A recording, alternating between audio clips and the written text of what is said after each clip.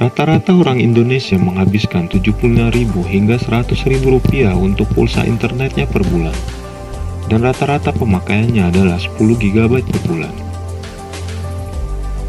Dan India adalah 12 GB per bulan pada 2019, lalu Cina 7 GB per bulan. Di negara maju, pemakaian data internet berbeda sesuai dengan kualitas kecepatan kemampuan internetnya.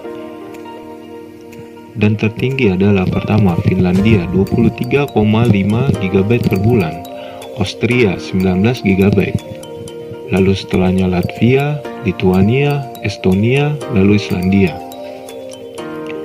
Negara dengan pengeluaran per bulan internet tertinggi adalah pertama Meksiko dengan 840.000 per bulan, lalu kedua Amerika 793.000 per bulan, ketiga Spanyol 720.000 per bulan, keempat Kanada 690.000 per bulan, kelima Selandia Baru 650.000 per bulan, di mana ini sesuai dengan kemampuan ekonomi negara-negara maju ini.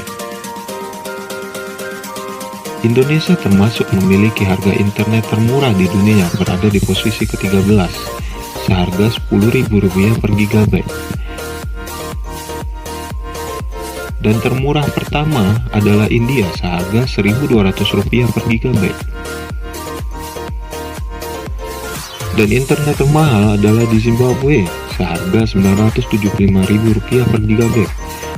Dan Saint Helena yaitu Rp727.000 per GB.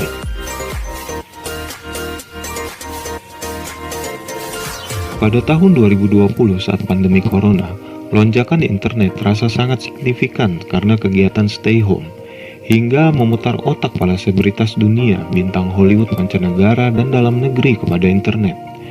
Karena kesempatan tampil mereka menjadi terbatas dan pilihan beralih ke media internet seperti YouTube, Twitch TV, dan lainnya.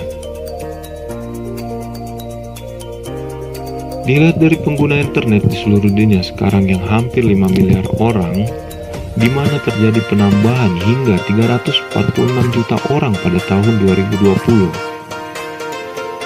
Lalu juga laju trafik internet seluruh dunia meningkat hingga 30% pada 2020.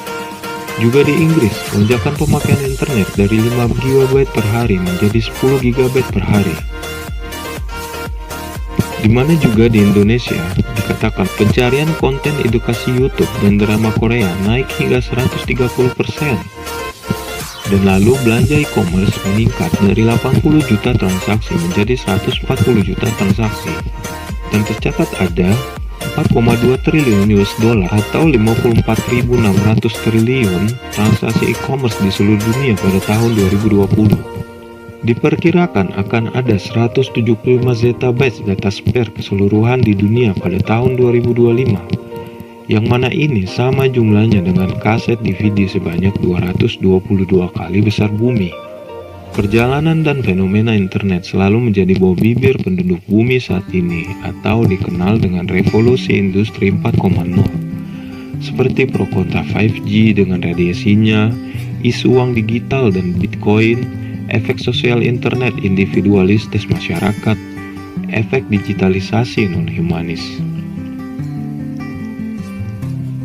Manusia pekerja atau karyawan petugas akan berkurang jumlahnya dalam beberapa waktu ke depan karena akan digantikan sistem digital seperti teller, karyawan, admin pencatat, petugas loket, petugas check-in hotel, pedagang informal, karyawan toko kaset, hingga dokter dengan aplikasi konsultasi dan lain sebagainya.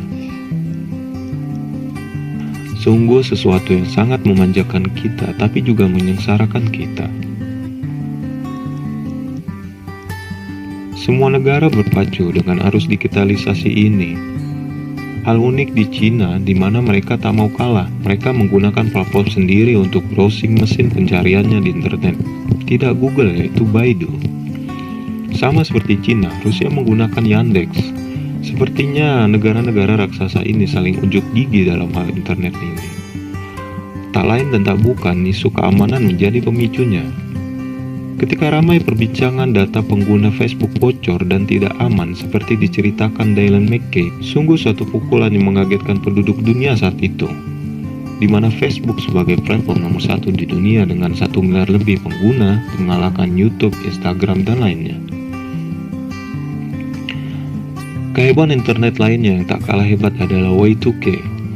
Tepat saat pergantian milenium 2000 dari tahun 1999, penyambutan tahun baru milenium saat itu dihantui ketakutan akan kekacauan Y2K pada semua lini sistem komputerisasi di kehidupan masyarakat.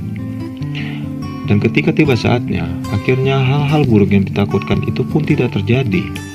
Hanya masalah-masalah kecil seperti kartu kredit yang tertolak transaksinya atau fasilitas nuklir Jepang yang sempat sedikit bocor.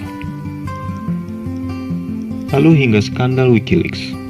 Skandal Wikileaks adalah peristiwa terheboh yang terjadi di internet pada abad 21 ini, di mana data-data rahasia negara-negara di dunia bocor, membuat semua negara, terutama negara-negara besar dunia, saling tunjuk hidung dalam ketegangan dan saling mencurigai satu sama lain. Musuh menjadi kawan, kawan menjadi musuh. Lalu ada Panama Papers dengan isu penggelapan pajak yang memunculkan daftar nama-nama orang-orang elit di seluruh dunia. Belakangan, orang-orang mencoba memulai gerakan hidup baik, cukup tanpa internet, seperti waktu bersama keluarga, no gadget day, quality time, sports day, tech cleanse day. Ya, mengingat betapa gilanya orang menghabiskan waktunya dan hanya berkutat dengan internet. Dan mencoba mengulang saat dulu, ketika saat-saat bahagia kompak menyenangkan tanpa internet.